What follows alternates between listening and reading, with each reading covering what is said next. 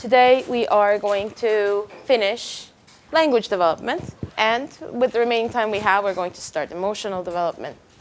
Now, and emotional development is scheduled to finish on Monday, and then I'll be gone for about a week, at which point I will give your exams. I will announce your exams before I leave, and I will give them to the TAs, who will be in their offices during class hours. So there's no conflict. So since there's no class, I'm not here. They will be there to show you your exams if you wish to see your exam. If you're happy, you looked at it, you saw that you got 100, you don't need to see it, then you don't have to go. But in my experience, the students who actually like seeing their exams are the ones who do very well. I have had students who've gotten 105, inspect their exams very closely. I was wondering, how is it possible? What are you looking for? Tell me. And so I think it's verifying how much you worked and whatnot. So anyways, I hope everybody gets well. And Bahar and Ejam, I'm going to send out an email announcing this too, in case you forget, or there are people who are not in class today. And so you will be reminded of this. So, language development. We talked about the components of language. We talked about also the different theories that aim to explain how language is acquired and develops in human infants. And then we talked about the differences between languages in relation to the nativist theory. We talked about several pieces of evidence that have been used for supporting the nativist view. And now we talked about limitations of the nativist perspective. And here we are starting the interactionist perspective. Yes. So the interactionist perspective, hoş geldin. So the interactionist perspective argues that there's an interaction between inner capacities and environmental influences. Again, I don't want to caricaturize these two perspectives, the nativist and the interactionist.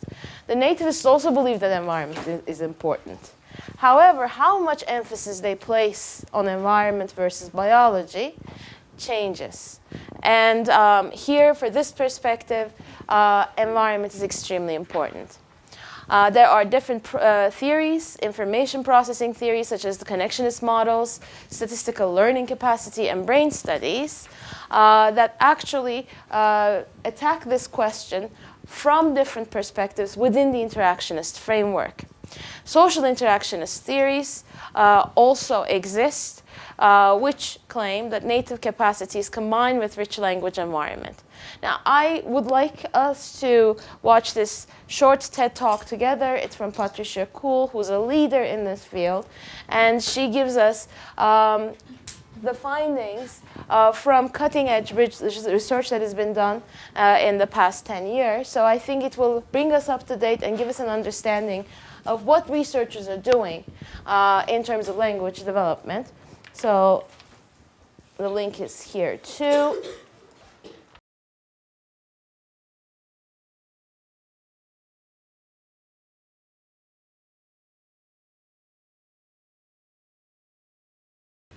So it was interesting, was it not? I think it very nicely underlines a point that we are going to make again and again while discussing this chapter, that language depends heavily on social interaction. There's a lot of cognitive processing going on. Language is a cognitive ability. It is not an emotional ability. It is not a totally social ability, although it has social implications. Language is a cognitive capability. And it is very interesting to see it develop in the brain now with these new imaging techniques. But what it still keeps underlying or highlighting and emphasizing is that without social interaction, language learning is very much stunted. And so, how do infants learn language?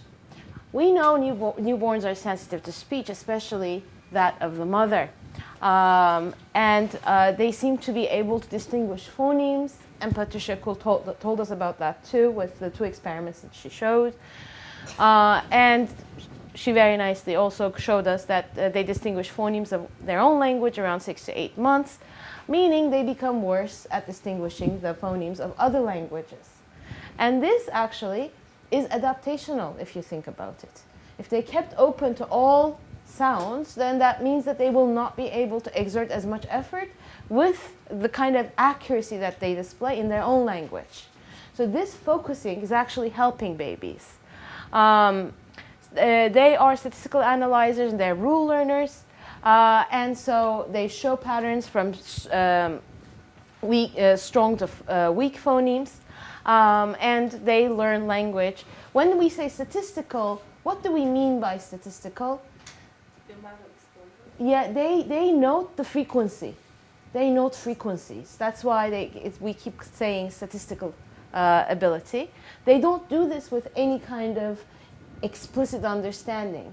We won't be able to ask them how many times does R occur in your language or something. But they note individual sounds. They also note sounds that occur together. That's how also they understand their own language's sound character as well, right? And so, for example, in Turkish, we know two consonants will not come together, right, in the same syllable, unless it is a word that we borrowed from a different language. And so there is a certain sound character to Turkish.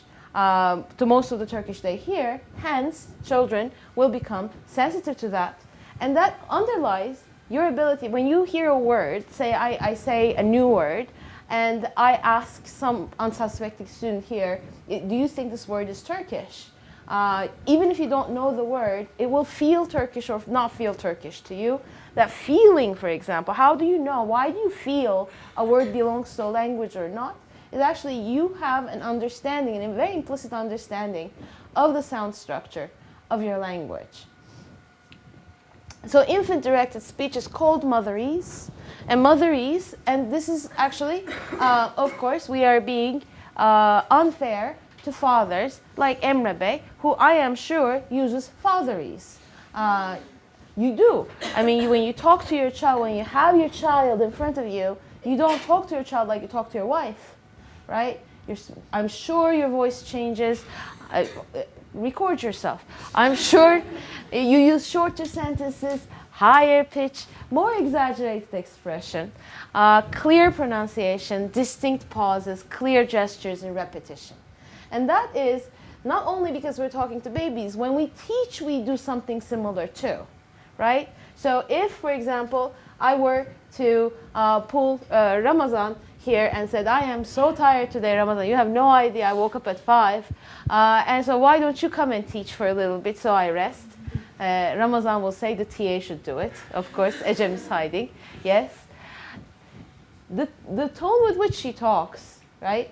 The length of her sentences, how much she pauses, how clearly she talks will change, should change, right? So, but with infants, then we take into account, and it's not only mothers who do this, even young children, 5-year-olds, 6-year-olds, when they're asked to talk to younger children, their speech changes. So it is something that we do without realizing that we are doing it. And babies, infants, young children benefit from this. Infants start cooing around 2 months. These are vowel sounds like ah, eh, right? And then around 6 months, they start babbling. These are consonant-vowel combinations like baba, mama. And there's universal timing. Even children who are born deaf babble around 6 months. So again, it shows that there are some biological underpinnings to this too. Of course, children who are deaf are also seeing others' lips move, most likely, and they are making sounds. How do children become a communicator? So there's something called joint attention, which is extremely important, underlies both our language abilities, but also our social understanding too. We know that at birth, infants start initiating interaction by eye contact. They have very limited repertoire, right? Now, when I ask, for example, I mean, again, I'm not asking, don't show hands, but Imagine you're out on a date with your boyfriend, or you are, if you don't have a boyfriend, maybe because you're a boy,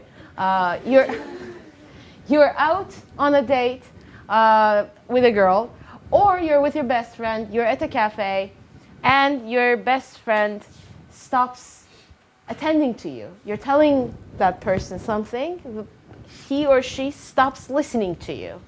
How would you understand that they're not listening? They start looking elsewhere. These days, they look into their phones, of course, right? Or they start listening to the next table. I do that a lot, actually. I love listening to the next table. I almost go to restaurants to listen to the next table. Yes. Unless Miri Hoca is with me, of course, then I listen to whatever is. It's impossible to listen to the next table. I attend to Miri. But here, oh, you guys, yeah, collaboratively listen to the next. Sometimes very interesting things happen at the next table, right? Yes, anyways. But what do you do to attract? How do you understand, first of all, that person is not paying attention? Eye contact probably is missing or fleeting, right? The person is not giving appropriate responses, which means that in our interactions, we take for granted that when somebody attends to us, they actually look into our eyes, and they give appropriate responses. They shake their head, they nod, they say or they ask questions that are related, right?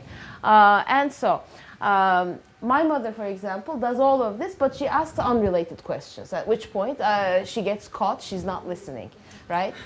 Yes. 10 years of marriage, all men become very professional at looking like they're listening. Are you also professional in this aspect? Are you expert in? Hiç utanma da yok. There is no shame. There is no shame. Yes. Anyways, so we just go back to infants. So we know that they have a very limited repertoire at birth. They're able to start interaction by eye contact. They're able to hold eye contact. At 3-4 months, they start looking in the general direction of the adult's gaze. So if you turn to look at something, the infant turns their head to look at wherever you're looking, but they may not be able to figure out what you're looking at. They're just looking at the general direction. 11 to 12 months, we get joint attention. Joint attention is extremely important. This is looking at what the adult is looking at. And studies show that infants become so good at joint attention that they are no longer fooled. So if, for example, they do experiments where the adult turns to look at something but their eyes are closed, then the infants don't look. Because they understand that if the eyes are closed, the adult is not looking. And they track adults' line of sight. And so, yes, when the adult's path is not obstructed. So if the adult is looking somewhere, but there's an obstacle in the way, then the babies will not look behind that obstacle. But if the adult is looking, say that you're looking at a car that's moving, and if the car is visible both to the child and the adult, then the child will also track the car with you. Meaning, they understand what you're looking at. This is a monumental discovery for children under 1 year of age. This will be accompanied by pointing, right? Which means that, and we are going to see this hopefully in the next lecture in an hour, where we start talking about emotional development, we will there talk about primary intersubjectivity, where two people have intersubjectivity between them. But if two people attend to the same thing, we're both looking at it, that means that we understand at some abstract implicit way that our attention are both directed onto this object. This is very important for babies and children, because how will they learn new words, for example, if they don't know where to attend to, right? Joint attention will be important in that respect too. Okay. Another milestone in the development of joint attention is the give and take. Young children start understanding that they have a role to play in give and take situations, right? So, for example, You tickle the baby laughs, you tickle the baby laughs. You do je, for example, turn taking. Remember when we talked about peekaboo, je, previously in object permanence? I told you that it also has significance for emotional development, language development. Here it comes back, as you can see. And then infants will start pointing. Very important. There are two types of pointing, proto-declarative and proto-imperative. In proto-declarative, we point, and the baby point, we use these two points to make sure that others are looking at something. To say, uh-huh. The other one, proto-imperative, is the baby gets the other person to do something by reaching, pointing, and often making sounds at the same time. So they want a cup, for example. So they want you to give the cup to them. That's why they point. Or they see something interesting. For example, they see a cat walking, and they go like, and there is the proto-declarative. Do you know what children don't show spontaneous pointing? There are a group of children that are slow, or they may never show pointing the way that these typically developing babies do. Yes. Yes, children with autism have problems in this manner. Yes, pointing.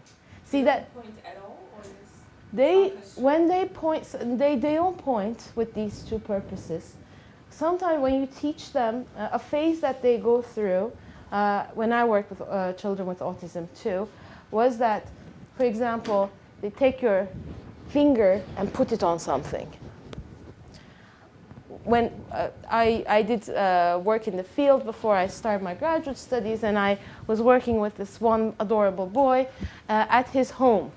And so we were in his room, and we were doing some play-like activities, and he all of a sudden took my finger, and he dragged me all from his room at the end of the hallway to the kitchen, opened the refrigerator, and put my finger on fruit yogurt. So he's basically trying to get me to do this, and we have taught him that pointing is important, I guess. We're working on pointing, but so he isn't fully understanding at that point that pointing only works where the two have actual access to the thing. Otherwise, you wouldn't point, you would say, right?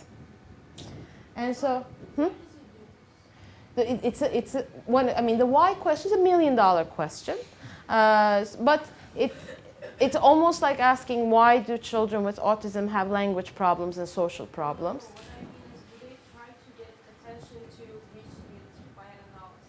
I mean, does he want you to Get it for him, because he's not allowed to get it himself. He can reach it, but he's not allowed to eat outside his snack time. So, and then we have word gesture combinations like all gone. Türkçe, bitti. Bitti, right? And so, okay.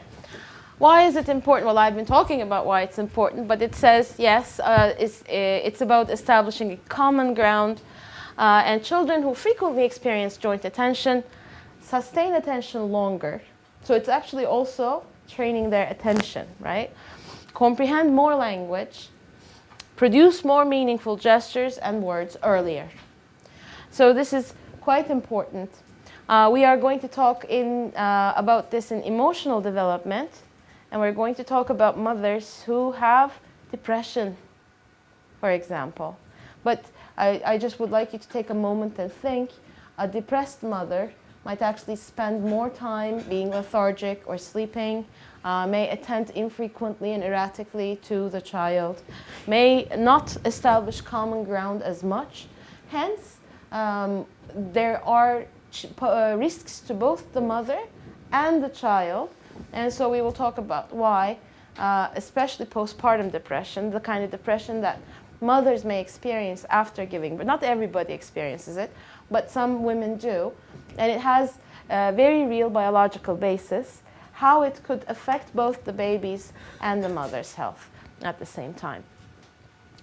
How about deaf children? Deaf children, children with hearing problems, are actually fascinating because of all the answers they provide to very big questions, right? Now, deaf children with hearing parents who are not fluent in sign language show delays in development of language and make-believe play. So meaning some children with hearing impairment are born into families where one or both of the parents also have hearing impairment. If that is the case, if those parents know sign language, for example, then that baby does not show language delay. However, if the parents either don't know or have become sign language speakers much later in life, they're not proficient speakers of sign language, then we see delays in the child's language as well. I said that. And deaf children need access to deaf adults and peers to experience natural language learning. Okay, components of language development. We already know what these components are. So we're going to go and look at the development of these. Phonological development. We know what it is. It is the ability to attend to sounds, to produce sound sequences, and combine them in meaningful words and phrases. So at the early phase, we have the first words come, and at which point children or babies can only say or pronounce a few sounds. They may use the same word to refer to other words that are close in sound, for example, so they're very economical. And also, this is related to vocabulary too. The more words the child knows, the better at phonological accuracy they are. So they're going to be able to say it better. If they know more words, they're experienced. Yes. And they have a better recognition of, it's not that they can produce every sound they can recognize. They can actually recognize more sounds that they can produce. So comprehension in language actually precedes production in most cases. Yes. And so this is basically a study that looks at this point, whether babies actually recognize. And so you see babies' attendance to the words when the words are being spoken through earphones. Baby, baby, and raby, right? All sound similar, but obviously English-speaking babies understand something that baby and raby aren't correct in referring to baby. I mean, even though they may not be able to say baby themselves, they understand, they would expect that this is how it should be said. Phonological strategies, we use minimal words. Babies use minimal words too. For that reason, we actually use, you know, it is no coincidence, for example, that mama has a meaning for babies in most languages. For, you know, English-speaking babies, mom, mama may be mother. For us, of course, the Turkish speakers who like to eat a lot, mama is food, right, not mother, or baba or papa. So these aren't coincidental. These are the words that the children can produce earlier. Hence, they've been coined with significant things in the child's life. Yes. And so they choose different phonological strategies, and they may distort the word so that it's easier to say. They may adjust vowel length. They might add unstressed syllables. So they basically change the word into a format that they can produce, even if they can't produce it accurately. At one point, they start producing full words with correct stress pattern, but they may still need to refine sounds. This is mostly complete by age 5. This is a long, long journey. That's why, though, I don't know if you've ever had this happen to you, but sometimes you will meet a friend's, a cousin's, a neighbor's kid. The kid speaks. To you, it doesn't, like, you don't understand what the kid's saying. The mother understands, right? By 5, we expect that we understand children, mostly. But I want to say this is still mostly. As somebody who does language research and who has recorded children speak, both on video and audio, and transcribe them, I can tell you, Ecem can tell you, that there are many times that we are at a loss. Do you experience trouble sometimes in transcription? Of course, X's, we just write X's, yes. I mean, also, the nice thing is we have the mother inside the room too, so the mother usually reacts to what the child is saying, which makes our life a little bit easier. Okay, early semantic development. Okay, comprehension before production. There seems to be a 5-month lag, meaning before a child can produce a word reliably, they actually understand what the word is about 5 months before they can produce it. Why might this be? Because comprehension is less cognitively taxing, right? In production, you actually have to bring to mind both the meaning but also the sound and then produce it. Whereas in comprehension, you only need recognition, right? I'm sure in your cognitive class you talked about recall versus recognition, and that the fact that recognition is cognitively easier than recall. And here the same principle works too. First words are linked to cognition and emotion. Vocabulary spurt happens around 18 to 24 months, meaning between 18 and 24 months, you get used to your child knowing about 50 words, and all of a sudden, in a matter of 6 months, it becomes 200 words. So something happens where the child starts absorbing words faster. How do young children learn words so fast?